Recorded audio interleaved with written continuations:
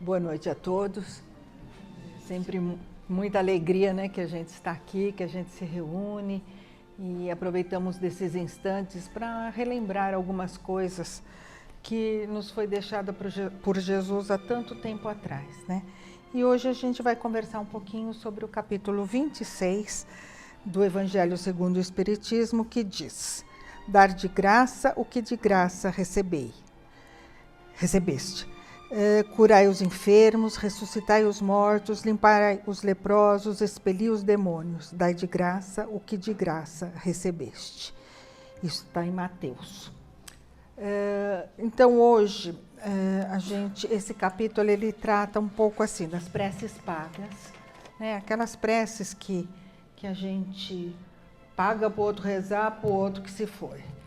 Ou paga para o outro rezar para mim ficar bem, certo? Então, o quanto que isso, né, não tem muito sentido, né? Por quê?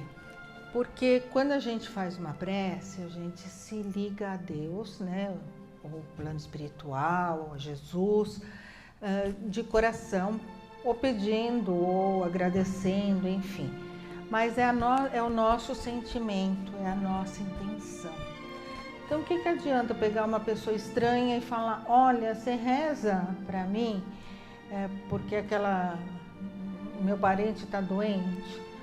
Tudo bem, oração sempre é oração, não vamos desprestigiar uma oração, mas não tem a mesma vibração, o mesmo carinho do que se fôssemos nós mesmos a fazer isso, né?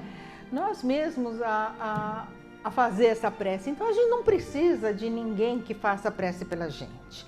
A gente mesmo faz as preces, a gente pede, a gente agradece, enfim. Dá a nossa melhor vibração, o nosso melhor sentimento quando a gente fizer uma prece, seja pra gente ou seja pelos outros. Então não faz muito sentido, né, a gente pedir ao outro. Eu me lembro quando eu era pequena, que eu ia dormir na casa da minha tia. E eu sempre fui meio assonada, né? E eu queria dormir logo. E aí eu falava para ela: ai, tia, reza para mim no meu lugar. Eu queria que ela rezasse no meu lugar, né? Ela, lógico, muito boazinha, rezava. Então quase toda vez que eu ia lá, eu pedia para ela rezar para mim porque eu era preguiçosa. Então não sejamos preguiçosos, vamos rezar a gente mesmo, certo? E vamos pedir com os nossos sentimentos e coração. E a outra parte, né, deste capítulo é mediunidade gratuita. Então vamos falar um pouquinho entender um pouquinho sobre como é que se processa a mediunidade, né? Porque todo mundo aqui que está aqui já, né, ouve falar, a gente mesmo conversa: fulano é médium, tem mediunidade, aquele lá tem mediunidade, não sei o quê. A gente querendo saber as coisas fenomênicas desta mediunidade, né? A gente, pela nossa curiosidade ou pela nossa ignorância no assunto, né? A gente só quer saber a parte dos fenômenos, o que falou, o que seria para mim, o que não seria, né? E então a gente esquece um pouquinho, né? Isso aí a gente vai aprendendo conforme a gente vai estudando. A gente esquece um pouquinho de analisar um pouco o que é uma mediunidade.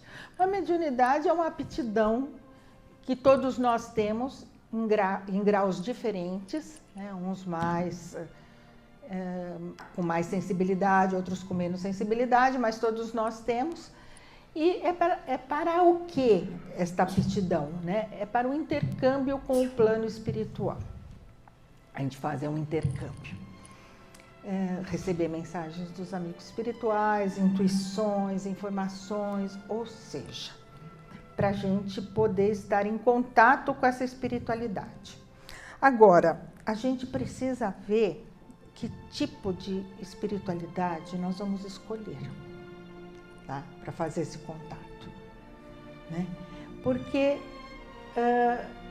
a aptidão é uma coisa do próprio organismo, do próprio corpo. Eu posso fazer este contato espiritual com entidades melhores ou com entidades piores. Isso vai depender do quê? Daquilo que eu quero.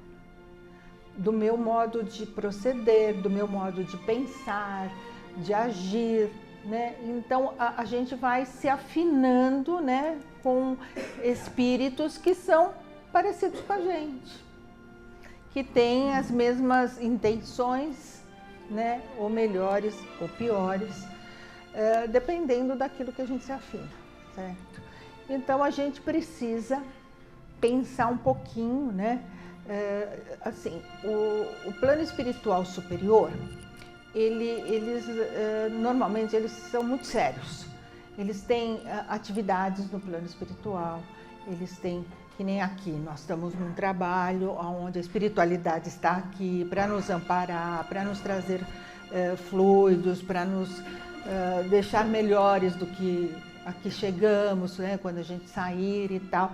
Eles têm um trabalho sério, né, não só desta casa, como de todos os lugares. Quando a espiritualidade é superior, ela tem esse tipo de trabalho. Então, ela não vai estar à mercê de eu chegar para esses espíritos e falar assim: o que vocês acham? Eu estou querendo comprar um carro, mas eu não sei se eu compro da marca tal ou da marca tal.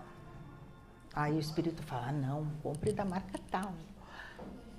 Gente, aí vocês acham que espírito superior, que está preocupado com o nosso progresso, está preocupado em ajudar a humanidade, parará, vai estar preocupado se eu vou comprar o carro XYZ, ou se eu vou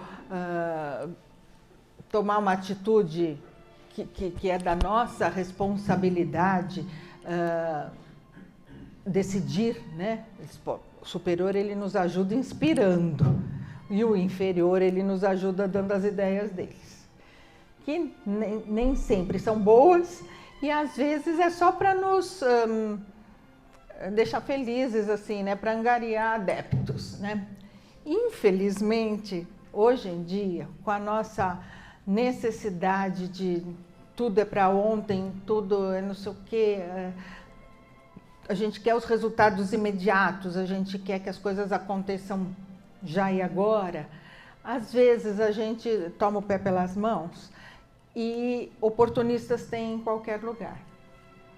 Então a gente se depara com pessoas, porque assim, quando eu quero uma coisa, parece que, né, o universo traz aquilo. Então eu quero muito saber, eu quero muito não sei o quê, de repente eu topo com alguém, ou vejo no Facebook alguém que está falando lá: não, eu faço curas, por favor, né, deposite no meu Pix tanto, e nós vamos fazer, né, um trabalho, não sei o quê. E a gente, nessa ansiedade, nessa angústia de querer resolver os nossos problemas de imediato, a gente embarca nessas ilusões, né? Então, quando a gente embarca nessas ilusões, às vezes os resultados mais para frente, eles são bem desastrosos. Por quê? Porque aparentemente às vezes dá certo assim, né? A gente fala: nossa, fui lá, paguei X pela consulta e tal, a pessoa falou que ia fazer isso, aquilo, porque eu ia arrumar o que eu queria e tal. E às vezes isso acontece mesmo, tá? Por quê? É a mesma coisa, se eu pagar alguém para ir pôr a lâmpada na minha casa, ele vai lá e põe a lâmpada na minha casa, né? Então, a espiritualidade negativa, ela vai trabalhar para que a coisa aconteça. Para quê? Para você falar: nossa, deu certo. Então, é real, né? Ele faz mesmo, né? Aí você leva um monte de amigo, um monte de amiga, tereré, parará, parará. Só que aí a gente vai começando a fazer uma dependência dessas informações e de ali estar, e a gente vai também criando uma ligação com esse plano espiritual. E aí vocês vão falar para mim: pô, mas se eles acertaram, por que tem a gente fazer essa ligação, né? O que tem? Que Jesus foi muito claro em dizer que tudo que é pago, tudo que que se relacione à espiritualidade e que é pago, para a gente fugir e correr quilômetros, certo? Por quê? A mediunidade, como ela depende desse intercâmbio com espíritos, eu posso ter aptidão, mas não sou eu que vou falar ou fazer e tal. Então não é minha, né? Eu vou estar usando do outro para fazer isso. Então eu não posso cobrar. Não é que nem eu vou para uma faculdade de medicina, estudo, me mato de tanto estudar e depois eu vou ter meu consultório, vou atender, vou cobrar. Óbvio, eu me esforcei, eu adquiri conhecimentos, fiz uma série de coisas. Com a mediunidade, ao contrário, a gente não pode estar dando espaço para que para que isso aconteça, de serem coisas pagas, né? Coisas do dá lá, toma cá. Jesus não faz esse tipo de barganha, né? Então eu pago R$500, eu consigo isso. Tadinho daquele que não pode pagar os R$500, né? Vai ficar na rua da amargura, né? Porque não pode. Então, ou às vezes a pessoa se endivida para fazer, para pagar. Aí é mais triste ainda, né? Porque fica nessa ilusão. E aí vai fazendo essa rede, vai tecendo, vai ficando, né, envolvido com tudo isso, e é muito, muito perigoso, porque na segunda acerta, depois dali para frente é só envolvimento. E aí é um envolvimento que pode nos trazer bastante problemas emocionais, espirituais, enfim. A gente está abrindo um campo onde a gente não vai estar colhendo para frente coisas assim muito sérias, né? Então a gente tem que ficar bastante alerta, né? Volto a repetir, mas ainda nos dias de hoje, que a gente quer soluções rápidas, a gente tem que ficar bastante alerta para que a gente não caia nessas armadilhas. Eu sei que vocês vão falar, mas a gente se esforça, eu estou vindo aqui fazer tratamento faz 8 meses e tal. Mas nesses 8 meses vocês ganharam tanto. Ganharam de aprendizado, ganharam de fluidos positivos, coisas que, se bem aproveitadas, podem trazer frutos para vocês amanhã, numa hora mais complicada. Então, vocês só ganharam, né? Não perdendo tempo, não, né? Então, vamos pensar dessa forma, não vamos dar oportunidades para que essas pessoas vão enredando mais pessoas ainda. Vamos fechar essa porta, né? E também vamos pensar que futuramente poderemos estar trabalhando mediunicamente. Lembra que eu falei que no começo que todos somos médiuns em graus diferentes, né? Mas todos temos sensibilidade, todos temos inspiração, recebemos inspiração. A gente não sabe amanhã em qual trabalho que a gente vai estar locado, né? E pode ser trabalhando a mediunidade de uma forma mais específica, né? Que é onde ele fala aqui no começo, né? Para a gente curar os enfermos, né? Para a gente ressuscitar os mortos, né? Então, ressuscitar os mortos não é que a gente vai ressuscitar quem está morto, a gente vai ressuscitar as ideias que estão mortas. Porque muitas vezes a pessoa está com uma ideia tão equivocada, né? E a gente, às vezes, através do conhecimento da gente, através da inspiração, a gente pode levar uma outra ideia que se sobreponha e esse ressuscitar os mortos é nesse sentido, né? Da gente poder estar ajudando alguém, estar fazendo alguma coisa por alguém, né?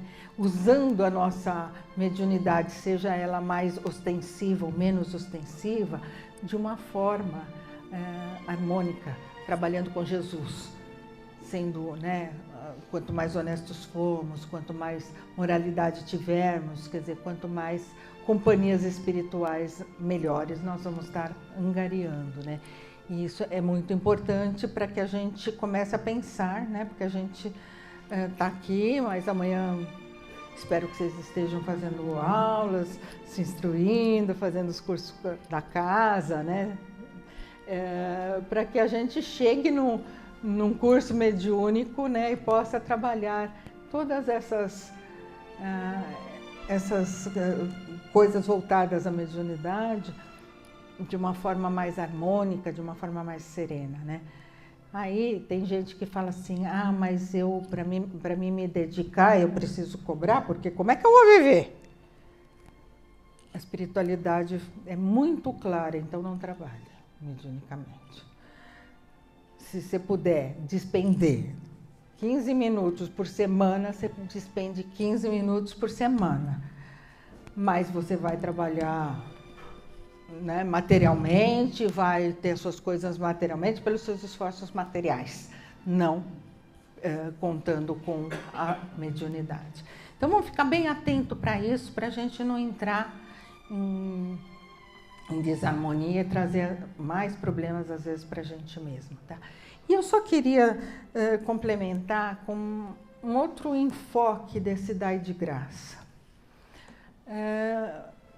Muitas vezes a gente tem muito para dar.